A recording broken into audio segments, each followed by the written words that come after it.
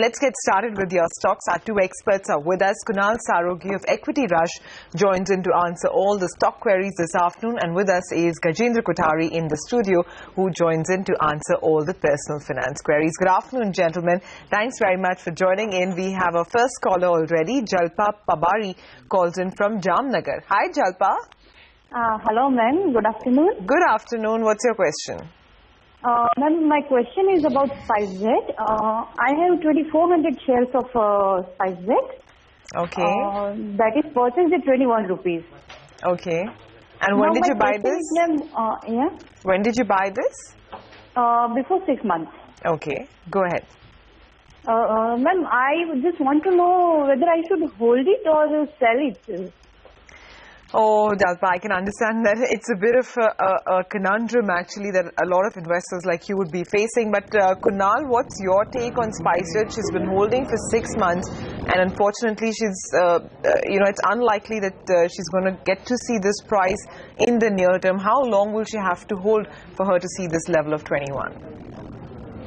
Well, Sumera, I think it's best if the investor exits her investment in Spicejet. I'm not a big fan of this particular company. If you look at the entire aviation space, except for the recent move in Jet Airways, this entire space has been in laggard and has underperformed the market consistently. So there's really no point in staying on with Spicejet. And you would do well to invest in something which is moving in this market.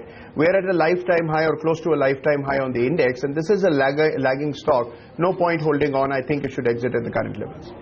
All right, then that's the view coming in from Spicejet. In fact, that stock is quite active in trade. It's moving up. It's holding with a gain of around 4%, but it's seen a sharp correction in the last couple of years. They got till the end of this week, and then, in fact, they need to submit a plan. So we'll be watching out for that stock as well. But let's get to our next query. We have Shweta Kumar, who writes to us from Ranchi. She has a term plan worth around 1 crore rupees, and she wants to add a disability cover. She wants to know whether it is advisable to replace it with a term plan that offers a decent amount as disability rider.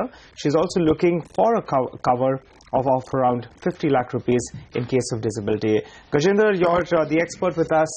Could you advise Shweta? Yeah. Shweta, first of all, I would like to congratulate you for buying a term plan. You have made a very smart decision. 1 crore is a good cover to begin with. With regard to adding personal accidental disability rider along with the term plan, may not be a very good idea, because these kind of riders come with own set of terms and conditions and have very limited flexibilities. So I would rather suggest you can go for a standalone personal accidental cover, and which give you a host of other benefits like permanent partial disability, permanent total disability, and temporary total disability. So I'll just explain you what does it mean. Let's say Apollo Munich, a company which offers this kind of a cover up till 1 crore. So for your age, if you buy 50 lakh rupees of cover, that would cost you roughly around 5,200 odd rupees at your age. And suppose something were to happen to you due to any kind of accident, you get 100% of the sum assured, which is 50 lakhs in case of death. Or if there is a permanent total disability, like a loss of one limb, a loss of one leg and eye, you get again 100%. So you get host of other benefits, and there are other benefits like if you are in the hospital for, let's say, 10 weeks, you get some form of income coming to you every week from this kind of cover. So this is a very comprehensive cover, and I would rather suggest you go for a standalone comprehensive personal accidental cover. Yeah, and Gajendra, actually it is important because a lot of times it gets confused with medical insurance. So people say, if I have medical insurance, why do I even need a disability cover? But it's a good point you highlighted that this is paying you when you're out of work. Yes, exactly. All right, let's get our next caller in. Anuradha Loya calls in from Hyderabad with a query. Hi Anuradha. Hi. Hi, आप बताइए आपका क्या सवाल है? हाँ, मेरे ITC के 300 shares है. ओके. जो मिला के 690 शेयर्स हो गए. ठीक है. तो बताइए अब आप इसका क्या करना है, होल्ड करना है या? और आपने ये IPO में लिया था? नहीं, ये डिमेट में लिए तो है मैम. अच्छा, बट जब इसका कंपनी का IPO आया था उस वक्त आपने खरीदा था, कौन से साल में खरीदा था? हाँ, 93-94 में लिए थे. ओके. ₹10 के रेट से.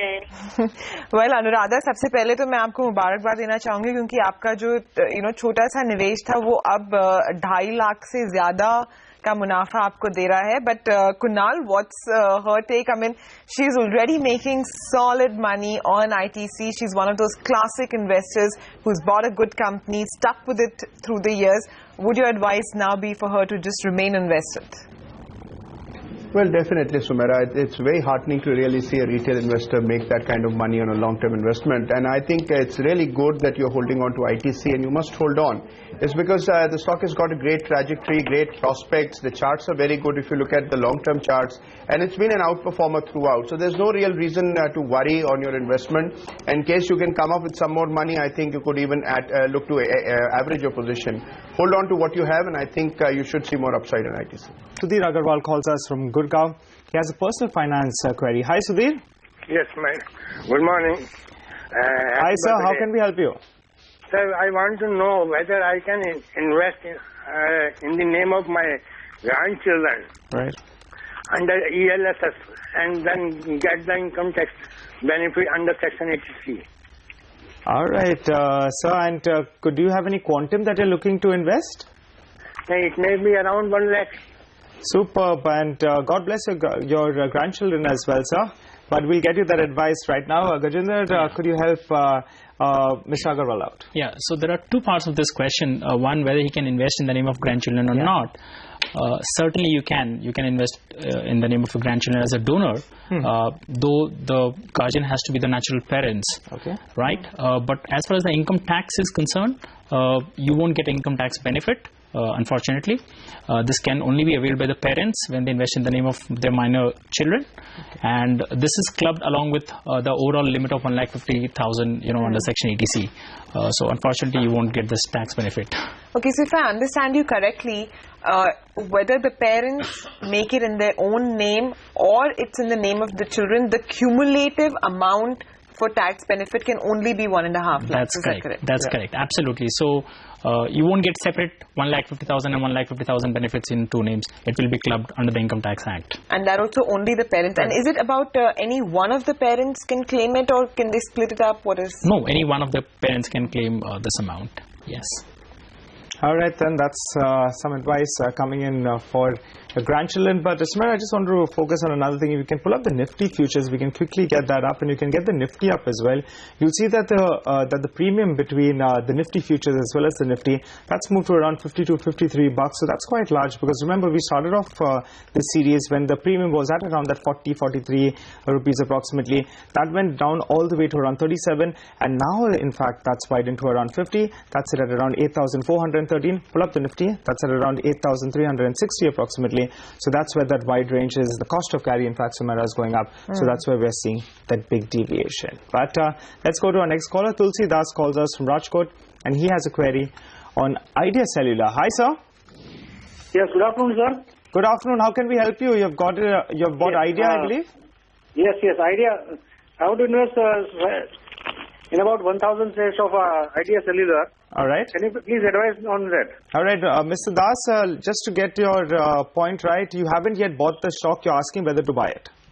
Whether to buy? Yes. I have not invested yet. All right, let's get Kunal in. Kunal, here's an investor. He wants to get into a stock that's been crumbling, in fact, because even in strong market days, I've seen that stock down close to around 3-4%. Today, it started off 2%. From the top, it sold off close to around 3.5%. What's your take on it? Definitely, I think, Nigel, the going doesn't look very good for Idea. It's broken a major support on the charts, which was at about 145, and it's definitely headed lower. The major support now kicks in at about 135, so there is substantial downside waiting to happen. So I would suggest that the investor waits on this and does not buy at the current level. Look to buy close to about 135, 136 in case the stock gets there. For now, I think there are better plays available. Look to buy into a private sector bank, for instance, an NBFC. That's where the action is. Telecom is a muted area. One should stay away.